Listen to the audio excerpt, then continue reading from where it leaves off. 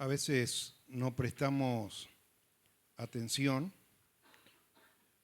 pero es bueno indagar en la palabra, estudiar lo que allí dice, porque por ahí terminamos en la situación de aquel funcionario etíope que fue a Jerusalén, destacado entre sus contemporáneos, podríamos decir, porque llevaba consigo una porción de la Biblia, que antes no estaba en un compendio, estaba en rollos, pero allí llevaba el libro del profeta, lo iba leyendo. Otros capaz que no sabían leer, y aún el que supiera leer tampoco podía disponer de los recursos suficientes para tener una copia de esa escritura. Pero este hombre había viajado al exterior, va a Jerusalén, había estado buscando, había conseguido una copia, rarísimo para aquel momento, iba leyendo, pero no comprendía lo que leía. Y a veces quizás nosotros podemos estar leyendo y pasando desapercibido lo que la palabra de Dios dice. Hay un común denominador en las cartas que el apóstol Pablo escribe a las iglesias o a las personas. Hay cartas dirigidas a iglesias y hay cartas pastorales, hay cartas que le escribe el apóstol Pablo a Tito o le escribe a Timoteo, o le escribe a Filemón con una situación puntual allí que pasaba. Pero todas esas escrituras que el apóstol Pablo dirige comienzan todas, creo que son 13, de la misma manera. ¿Sabe cómo arrancan todas? Dice Pablo, a veces dice siervo del Señor Jesucristo, apóstol, a veces menciona a algún otro, dice Pablo, Timoteo y Silvano, Pablo y Erasto, como es a los Corintios, etcétera, etcétera. Pero en todas el apóstol Pablo se está identificando cuando escribe estas cartas. Cuando estudiamos, a pesar de que no sabemos directamente quién escribió la carta a los hebreos, puede tener la opinión, usted decir, bueno, me parece que por el contenido fue el apóstol Pablo. Sin embargo, arranca de una manera bastante diferente. Y yo meditaba en cómo nosotros, cuando pasamos al frente, generalmente tenemos una misma manera de arrancar las predicaciones, como Pablo siempre arrancaba, dice Pablo, tal, identificándose, gracia y paz, o sea, multiplicada, pero acá viene el pastor David, cada vez que pasa, ¿cómo arranca la predicación? ¿Alguien sabe? No, que Dios los bendiga ricamente, dice el pastor David.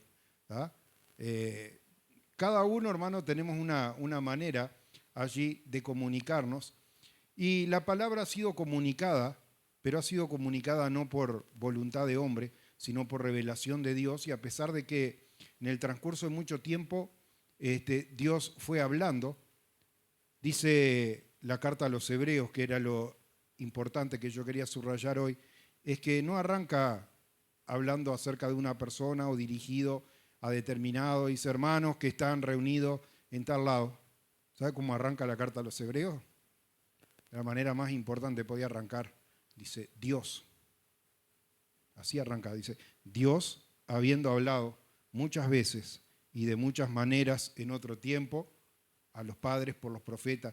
Y sabe que Dios le reveló allí los profetas, hermano, o también llamados videntes, como lo vemos usted estudia Primera, Segunda de Samuel, Reyes, Crónica, muchas veces a los profetas se les llamaban videntes, tenían una capacidad de ver, Dios les revelaba, quizás no distinguían ellos mismos de qué manera Dios era que le estaba hablando, si era una visión, si estaban siendo transportados, porque el propio apóstol Pablo escribe, dice, conozco un hombre, y ahí aclara, dice, no sé si en el cuerpo o fuera del cuerpo fue llevado al tercer cielo. Ahí estaba hablando Pablo, el apóstol Pablo, acerca de su propia persona. Y Dios, hermano, dice acá esta palabra, dice, Dios habló de muchas maneras.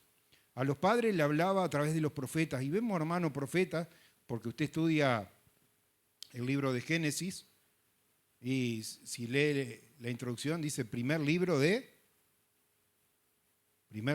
Moisés. Son 5 libros de Moisés, y el Génesis, el primer libro de Moisés. Moisés no estaba allí en la creación, pero Dios, hermano, le reveló esas cosas, le reveló lo que había ocurrido en el principio, y le habló así a través de profetas a los padres, a veces hablándole de las cosas que Dios había hecho en el pasado, a veces revelándole, como hemos visto, sobre todo, por ejemplo, en el libro de Daniel, donde Dios extiende la profecía y la revelación al final de los tiempos, y podemos estudiar y ver con una exactitud detallada todas esas cosas. Los profetas hablaron acerca del fin, los profetas hablaron acerca del Génesis, acerca del inicio, acerca del comienzo de todas las cosas, pero ahora esta palabra nos está diciendo, Dios nos ha hablado por medio de su Hijo.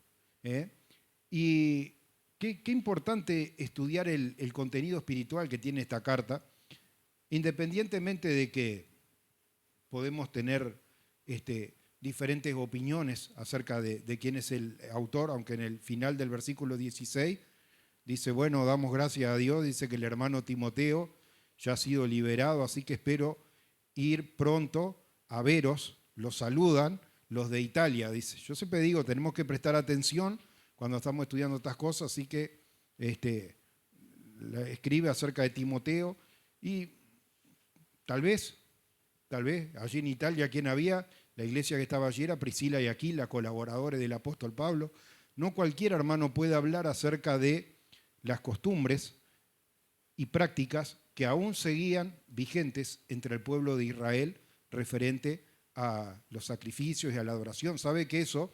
El profeta Daniel profetiza y dice, el sacrificio continuo será quitado. Y esas cosas, hermano, como dijo Jesús, dice, van a ocurrir, dice, no va a pasar de esta generación. Y en el año 70, si usted estudia la historia, el templo fue destruido. Jesús había anunciado esas cosas, no iba a quedar piedra sobre piedra, y así, hermano, acontecen todas esas cosas. Pero lo glorioso, hermano, es ese plan de salvación de Dios manifestado a través de su Hijo Jesucristo. Y ese plan de salvación, hermano, que nos habla a veces en la ignorancia, como le dijo allí un discípulo, si no recuerdo mal, fue Felipe, le dice, bástanos, muéstranos al Padre, y si nos alcanza. Y Felipe le dice, tanto tiempo hace que estoy entre ustedes, dice, el que me ha visto a mí, ha visto a mi Padre que me envió. Y así, hermano, cada cosa que decía no hablaba de su propia persona, sino que hablaba acerca de la voluntad de Dios. Y hermano, es en este estudio y en este avance que debemos buscar de tener, que nosotros debemos aprender a meditar en esa palabra de Dios, en cosas, como dice acá el primer capítulo de Hebreos, ¿no?, que superan a la revelación o al llamado de los propios ángeles. Y la palabra de Dios dice, ¿a cuál ángel le dijo Dios jamás o alguna vez? Mi hijo eres tú, yo te he engendrado hoy. Tampoco, hermano, envió a su Hijo para socorrer a los ángeles que cayeron, sino a los hombres, hermano. Dios, ¿por qué? Había la canción esa de la zarza, está muy bien porque dice, quisiera conocer por qué Dios me eligió, porque no soy el mejor.